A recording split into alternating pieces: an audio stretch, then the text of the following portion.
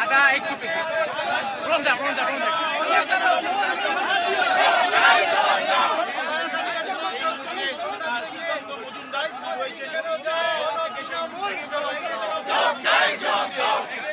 একেবারে সেই ছবি তুমি দেখতে পাচ্ছ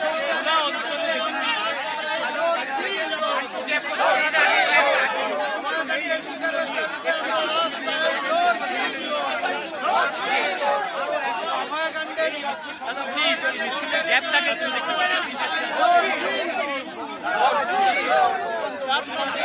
দাদা একটু এগিয়ে দাও দাদা একটু এগিয়ে দাও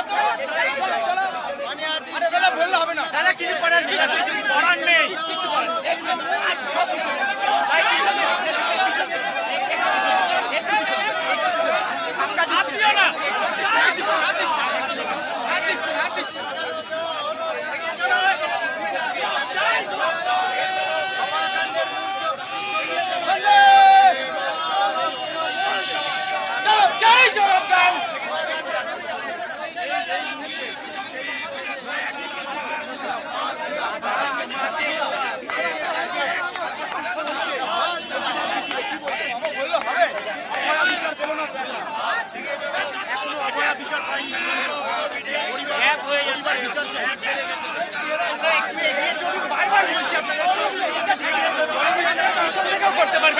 আপনার পিছন থেকেও করতে পারবেন লাইভটা চলুন চলুন একটু আগে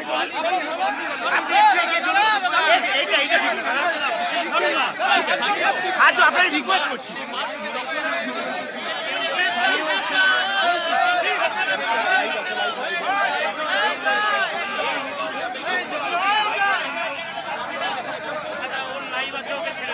প্লিজ দাদা প্লিজ প্লিজ এত স্লো করবেন না প্লিজ দাদা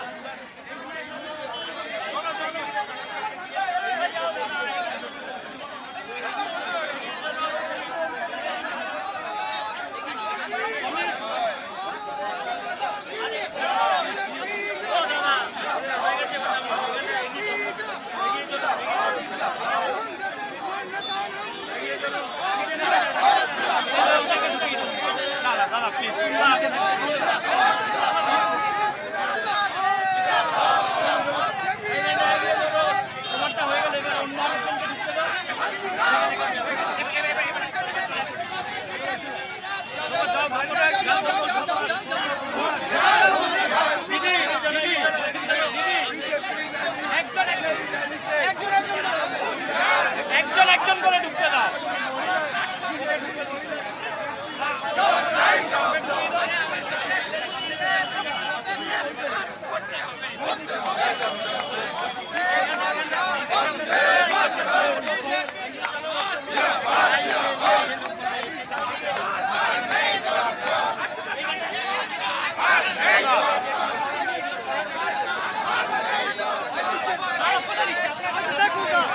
একজন কি করছি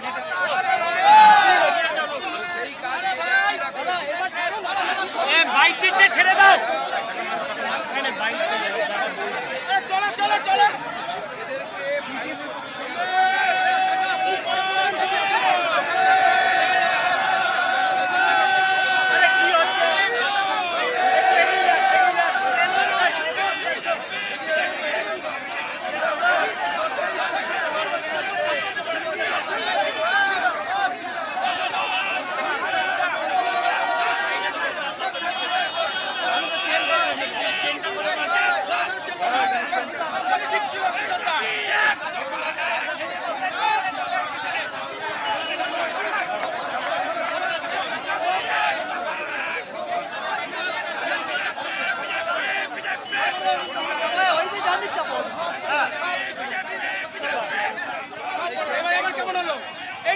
ঠিক ছিল।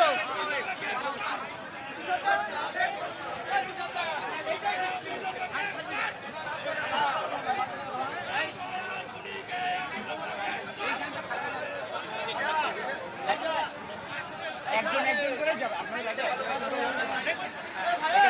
ঠিক আছে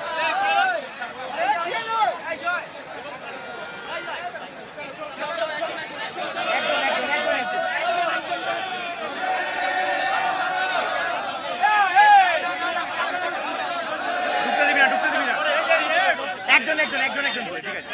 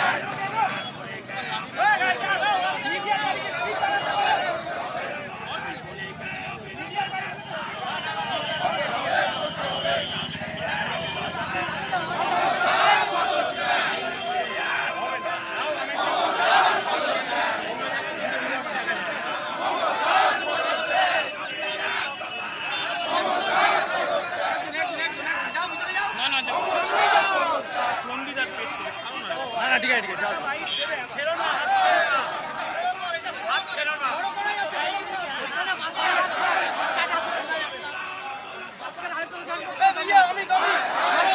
আমি বড় করো তুমি ধরে বাসো না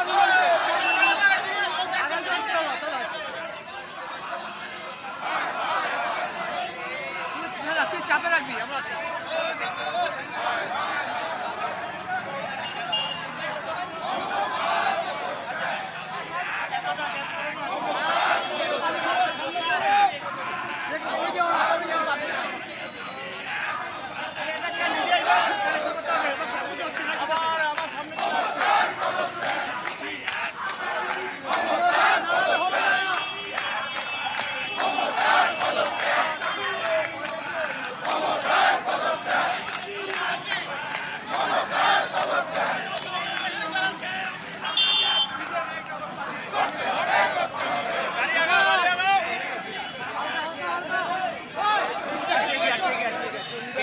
বেরিয়ে যাও ঠিক আছে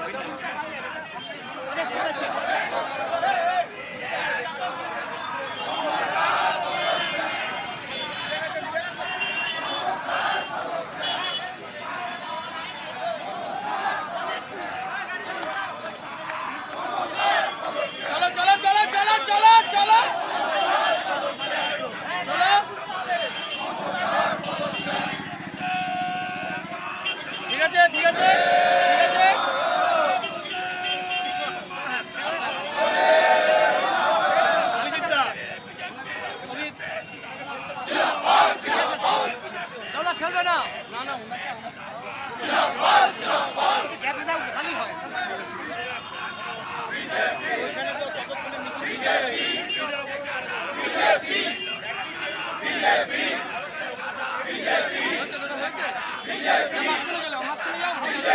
মাঝখানে যাও ভালো নিতে পারবে মাঝখানটায় যাও গাড়িগুলোকে একটু এগাও বলতে হবে খাবার গাড়িগুলো আর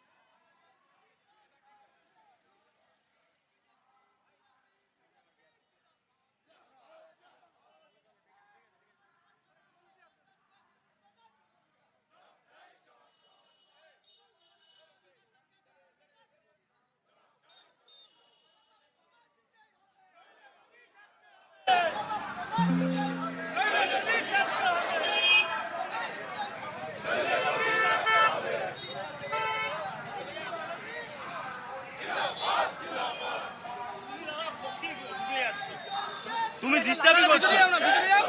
তুমি একা একা ভিতরে করো, যাও, আমি বলছি তো যাও। যাও মাঝে মধ্যে একজন একজন করে যাও, যাও, ভিতরে যাও। যাও, যাও। অসুবিধা না, যাও। হ্যাঁ ঠিক আছে, যাও ভিতরে যাও, সামনে চলে অসুবিধা যাও। নেই। হ্যাঁ না, ঠিক আছে, ওই তো সাইড করে ভিতরে যাও। ও আমাদের আইটি সপ্তশীটা।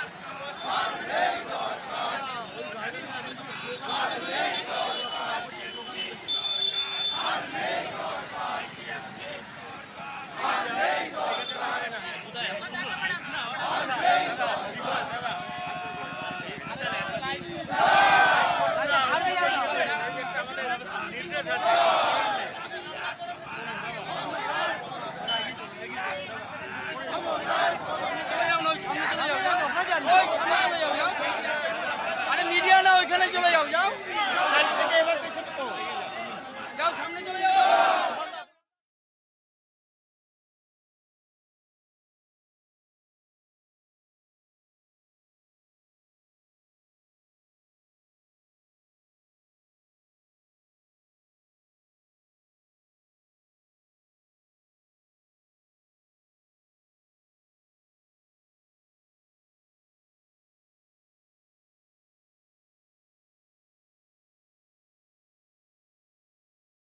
নাকি আপনি রাজনীতি করেন, আর সেটা দেখে আপনার ভাইপো অনুপ্রাণিত হয়ে চোর ভাইপো 2 বছর বয়স থেকে রাজনীতি করেন। এই রেকর্ড ভারতবর্ষের আর কারো নেই।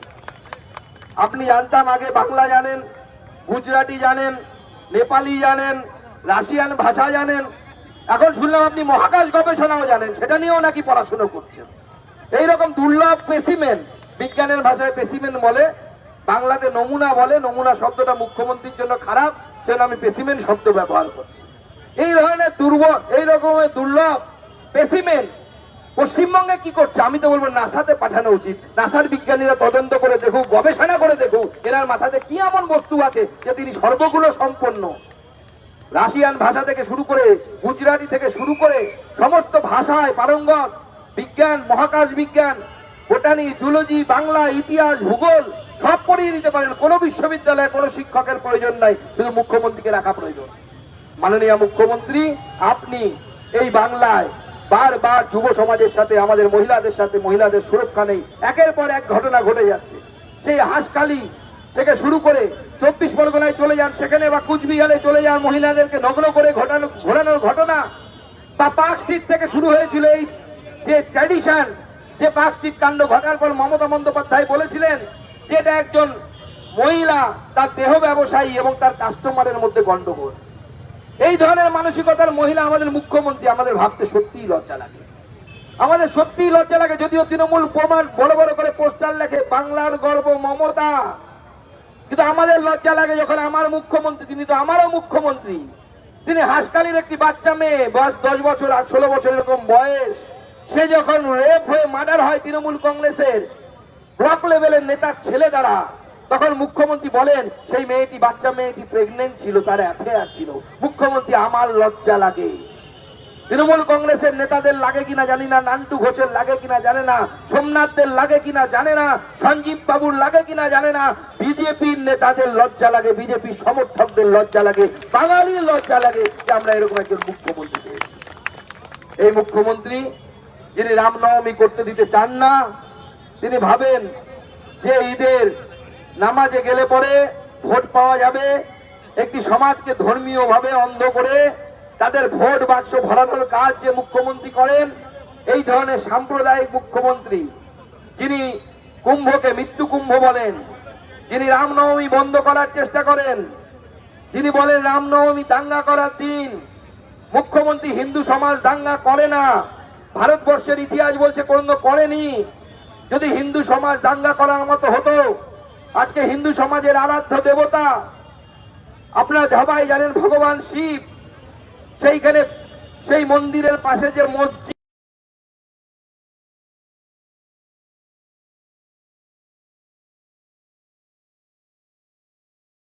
আছে, সেইখানে বছরের পর বছর সেখানে গিয়ে উজু করার নামে পা ধুয়েছে বিশেষ ধর্মীয় সম্প্রদায়ের মানুষেরা। হিন্দু সমাজ একটা আঙুল তুলে কথা বলেনি, সেখানে শিবলিঙ্গ পাওয়া গেছে উজুখানাতে। হিন্দু সমাজ তবুও শান্ত হয়ে শুনেছে, শান্ত হয়ে দেখেছে। হিন্দু সমাজ বারবার এর জন্য প্রতারিত হয়েছে। হিন্দুর বাড়ি কমতে কমতে বাংলাদেশ, আফগানিস্তান হতে শেষ হতে হতে বর্তমান ভারতবর্ষের মধ্যে সীমায়িত। এই দমদম লোকসভার বেশিরভাগ মানুষ আমার গোত্রের মানুষ, যাদের পূর্বপুরুষ একসময় বাংলাদেশ থেকে পালিয়ে আসতে বাধ্য হয়েছিলেন। আমারও পূর্বপুরুষ বাংলাদেশ থেকে বাধ্য হয়েছিলেন পালিয়ে আসতে। কেন হয়েছিলাম আমরা বাধ্য? 2 টাকা কেজি চাল পাবো বলে, নাকি সবুজ সাথী সাইকেল পাবো বলে, নাকি নরেন্দ্র মোদীর দেয়া সেই স্বাস্থ্য পরিষেবা আয়ুষ্মান ভারত পাবো বলে, না দিদিমণির দেয়া স্বাস্থ্য সাথী পাবো বলে? আমরা সেই জন্য পালিয়ে আসিনি, আমরা ধর্মীয় স্বাধীনতার জন্য পালিয়ে এসেছিলাম। আমরা বাধ্য হয়েছিলাম পালিয়ে আসতে, যেটা আমার ঠাকুরদা পালিয়ে এসেছিল, যেন আমার ঠাকুরমা সন্ধ্যাবেলায় তুলসী মঞ্চের নিচে প্রদীপ জ্বালাতে পারে, সেই জন্য পালিয়ে এসেছিল, সেই জন্য এখানে এসেছিল। আমার ঠাকুরমা স্নান করার পর মাথার সিঁড়িতে যেন সিঁদুর দিতে পারে, গলায় যেন কাঠের মালা পড়তে পারে, আর সন্ধ্যেবেলা হরে কৃষ্ণ বলতে পারে, জয় শ্রীরাম বলতে পারে, তার জন্য পালিয়ে এসেছিলাম। এরপর কোথায় পালাবেন? কোথায় যাবেন? যাওয়ার জায়গা কোথায় আছে? গুজরাটে পালাবেন, বিহারে পালাবেন? পালাবেন না, পালানোর জায়গা নেই, পালাতে পারবেন না। রুখে দাঁড়ান। রামনবমীর মিছিল নিয়ে মুখ্যমন্ত্রী অশান্তি করার চেষ্টা করছে। যেখানে অশান্তি হবে ইটের জবাব পাথর দিয়ে দিন, পাথর দিয়ে দিন। হিন্দু সমাজ অনেক অত্যাচার সহ্য করেছে, অনেক কিছু দেখেছি আমরা। কিছুদিন আগে বেলডাঙ্গাতে কার্তিক লড়াই বলে, ওরা মুর্শিদাবাদের লোকেরা, মুর্শিদাবাদের মানুষ যদি এখানে কেউ থেকে থাকেন আপনারা জানেন, কার্তিক লড়াই মানে কার্তিক পুজো হয়। আমাদের প্রাক্তন রাজ্য সভাপতি দিলীপ ঘোষ গেছিলেন সেই দিন রাত্রিবেলা, সেখানে একের পর এক প্যান্ডেল পুড়িয়ে দেওয়া হলো, হিন্দুদের বাড়িতে আক্রমণ হলো। অল্প সংখ্যক হিন্দু সেখানে, বেলডাঙ্গার হিন্দু 20% হিন্দু। পুলিশ বাঁচানোর জন্য নেই, পুলিশ উল্টে গিয়ে সেখানে বলছে, মুসলিমদের ভাইদেরকে বলছে ইনশাল্লাহ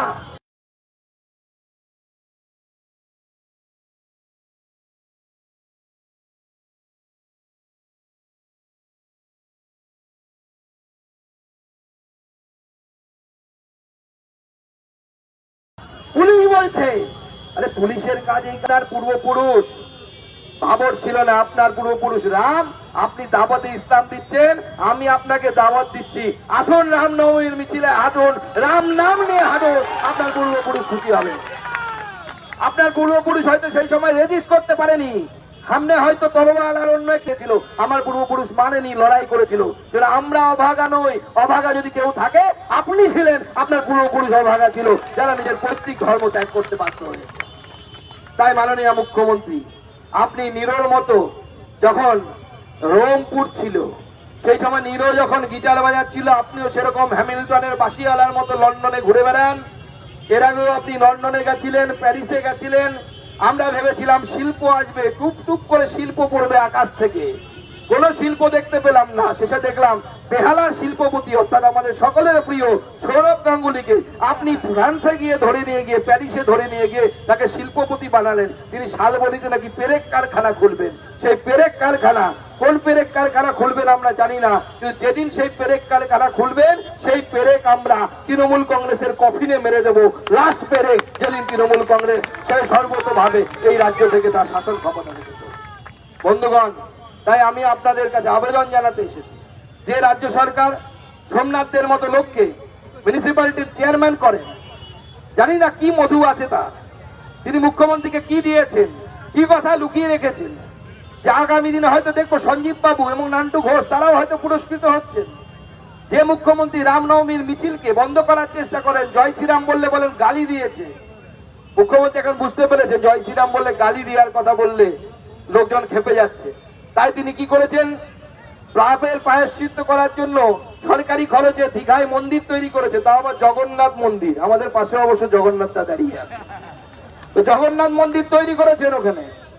আপনাকে আমি প্রশ্ন করতে চাই, মাননীয় মুখ্যমন্ত্রী, সরকারি খরচে আপনি মন্দির তৈরি করবেন কেন? অযোধ্যায় ভব্য রাম মন্দির তৈরি হয়েছে, কোথায়? সরকার তো এক পয়সাও দেয়নি।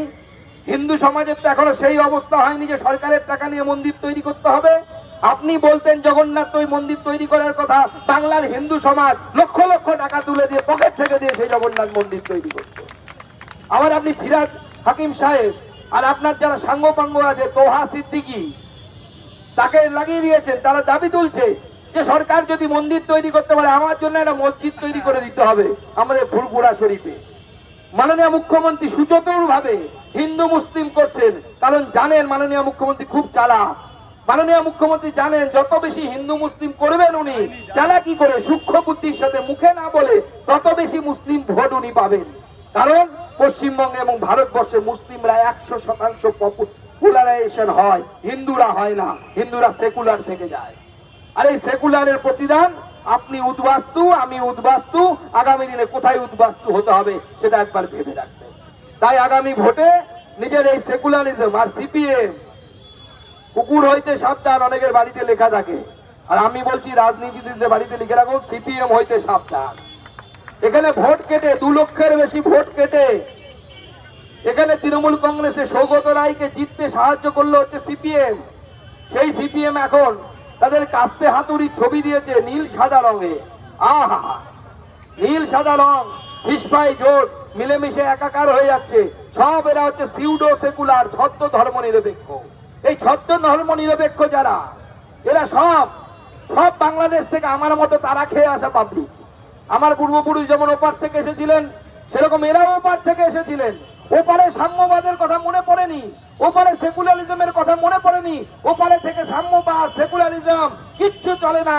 যেখানে হিন্দু সংখ্যাগরিষ্ঠ সেখানে সেকুলারিজম চলে, সেখানে সাম্যবাদ চলে, সেখানে বামপন্থা চলে, সমস্ত মামাবাড়ির আবদার চলে। আর যেখানে হিন্দু কমে যায়, যেখানে হিন্দু সংখ্যা লঘিষ্ঠ হয়ে যায়, সেখানে কোনো মামাবাড়ির আবদার চলে না। তাই বাংলাদেশে বামপন্থা নেই, সাম্যবাদ নেই, প্লুরালিজম নেই, আফগানিস্তানেও নেই, পাকিস্তানেও নেই।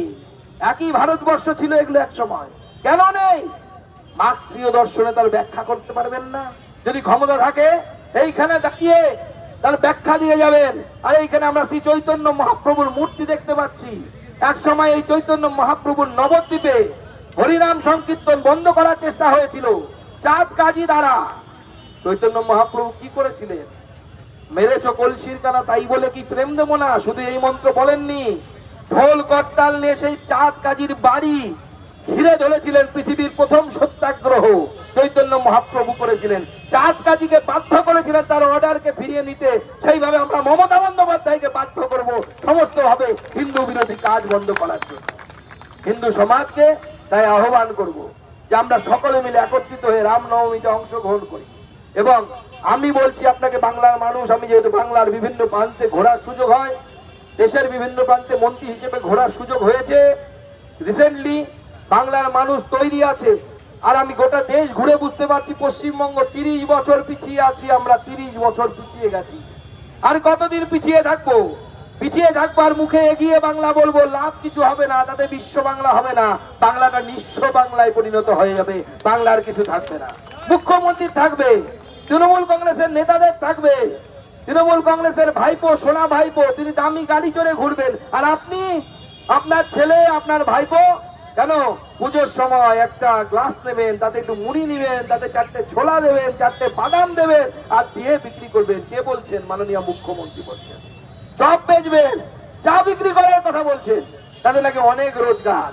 তো মাননীয় মুখ্যমন্ত্রী, যদি এতে অনেক রোজগার হয়, তাহলে আপনার ভাইপো সোনা পাচার করে কেন?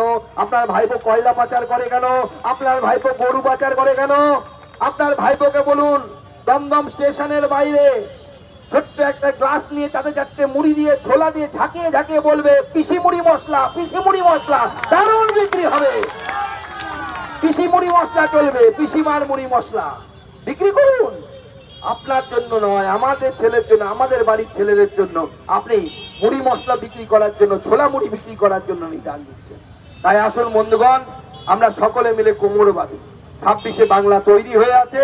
এই বাংলায় আমরা মমতা বন্দ্যোপাধ্যায় সরকারকে উৎখাত করে তৃণমূলের এই চোর সরকারকে, যারা শিক্ষাকে বিক্রি করেছে, যারা মেয়েদের ইজ্জত নিয়ে ছিনিমিনি করছে, বাংলার ভবিষ্যৎ, বাঙালির ভবিষ্যৎ, বাঙালির কর্মসংস্থানকে বিক্রি করে দিয়েছে, সেই সরকারকে উৎখাত করি। আর বিজেপি সরকার এলে আমরা আমাদের প্রতিশ্রুতিবদ্ধ, আমরা অন্নপূর্ণার ভান্ডারের মাধ্যমে মহিলাদেরকে কম করে 3,000 টাকা দেওয়ার ব্যবস্থা করব। অন্নপূর্ণা ভান্ডারের মাধ্যমে আমরা প্রতিশ্রুতি দিয়েছি। বছরে 2টো সিলিন্ডার, ঠিক যেমন দিল্লিতে বিজেপি সরকার তৈরি হয়েছে, বছরে 2টো সিলিন্ডার ফ্রি পাচ্ছে দিল্লির মহিলারা। একটি দীপাবলিতে অর্থাৎ কালী পুজোয়, আর একটি এই যে কয়েকদিন আগে হোলি গেল। বিজেপি সরকার পশ্চিমবঙ্গে গঠন হলে আমরাও বছরে 2টো সিলিন্ডার ফ্রিতে দেওয়ার ব্যবস্থা করব বিজেপি সরকারের তরফ থেকে। তার সাথে কর্মসংস্থান করব। আর এই বিজেপি সরকার, নরেন্দ্র মোদী সরকার স্থাপন করার জন্য সকলে ঐক্যবদ্ধ হন, ভারতীয় জনতা পার্টির সরকার তৈরি করি। আসুন শপথ নিই, আমাদের এই পানিহাটির মেয়েকে, আমাদের অভয়াকে যারা এইভাবে ধ্বংস করলো, যারা এইভাবে শেষ করলো, তথ্য প্রমাণ লোপাট করলো, তাদের মাপ নেই, তাদের আমরা ছাড়বো না। তাদের জেলে পাঠিয়ে তবে আমরা শান্তি নেব। আর বিজেপি সরকার যেদিন গঠন হবে, আমি কথা দিয়ে গেলাম আপনাদের, নান্টু ঘোষ, তার সাথে আর এই যে দুজন সোমনাথ দে, সঞ্জীব মুখোপাধ্যায়, তারা 3 মাসের মধ্যে জেলের ভেতরে যাবে। এই কথা দিয়ে গেলাম আপনাদের।